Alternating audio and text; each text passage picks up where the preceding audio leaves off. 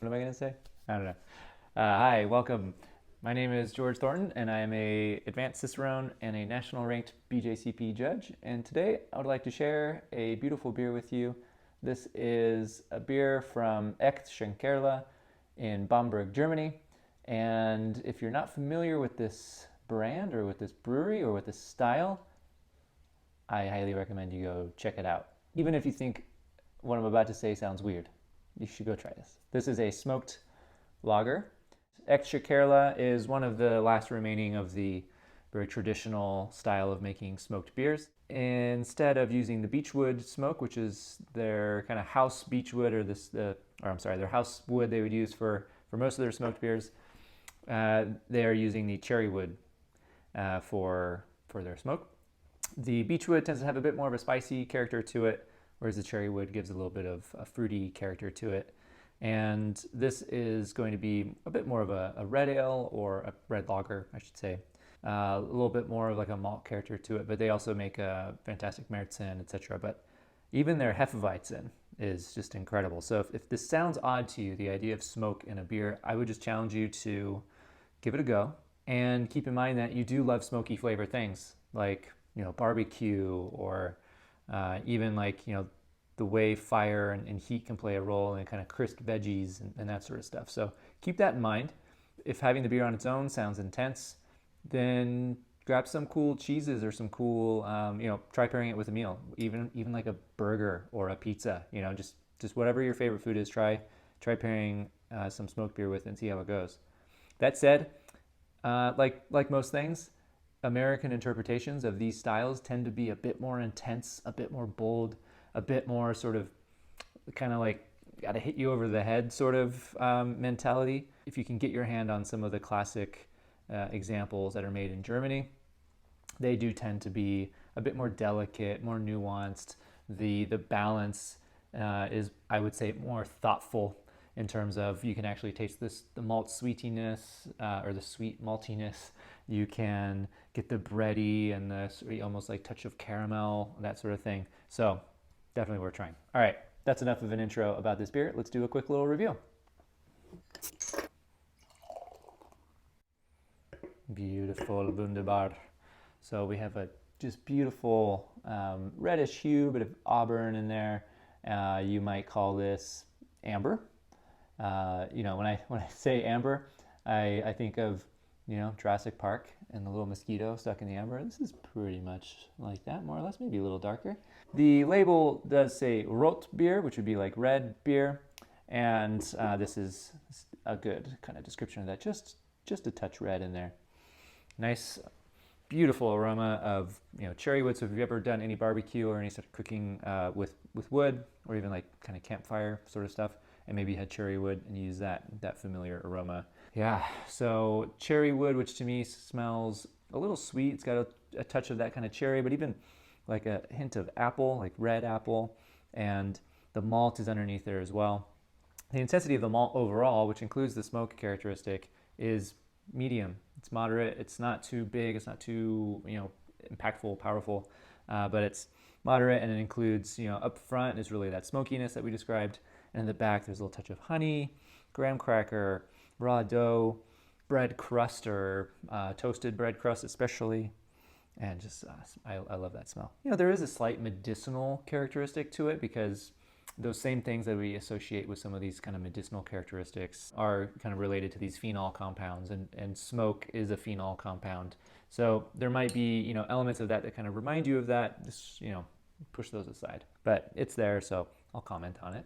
In terms of hops, there is a really low, so I'm going to call it low, berry-like, earthy kind of quality that could be associated with the hops there. The yeast, I'm not getting any impression of like esters or anything like that coming up, so I'm not getting a lot of pear, or I did comment on apple earlier, but it really did smell like the wood more than like what I usually associate with a yeast ester. But could be a mix there. All right, let's go to the flavor. Rad. So we just have this really cool mix happening here. The first thing is you're going to get this kind of plume of smoke, but it's mellow. The overall malt intensity is medium low, So that first characteristic is the smoke, but then you have that like honey and the sweetness and the bread and everything that we were smelling to just kind of come in and just balance that out a little bit. It's really delicately layered. There is a bit of this, lingering smoke flavor, but again, it's not like I'm, standing right in front of the campfire and it's like kind of overwhelming me. And it's there, it's delicate. It's definitely the kind of the star of the show. If you think of that like in terms of music, right?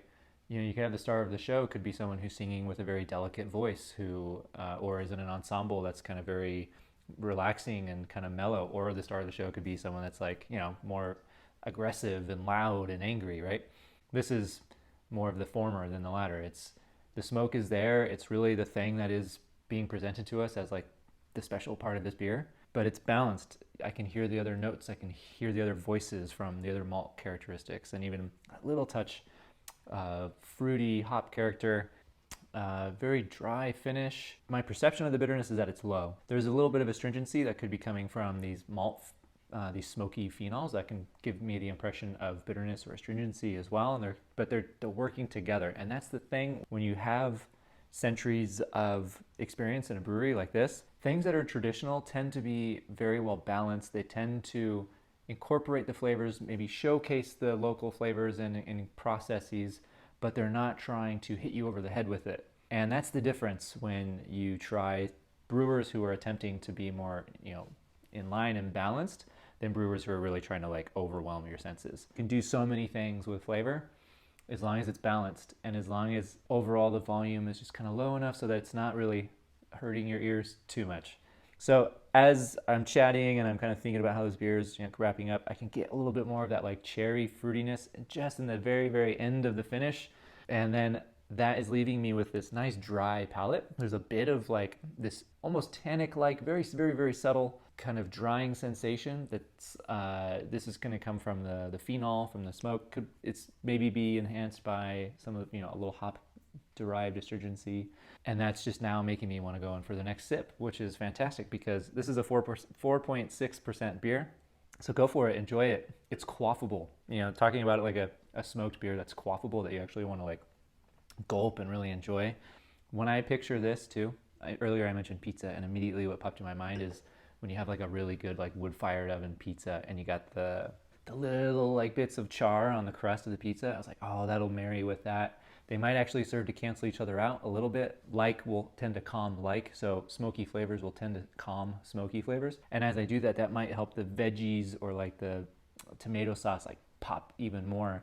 And then you have the little sweetness from the malt, and that can kind of come in to cut the acidity of the veggie, all that of the tomato sauce, etc. So there's all these beautiful interactions coming on, and when you have something like smoke to play with, I think it just becomes a really, really fun experience.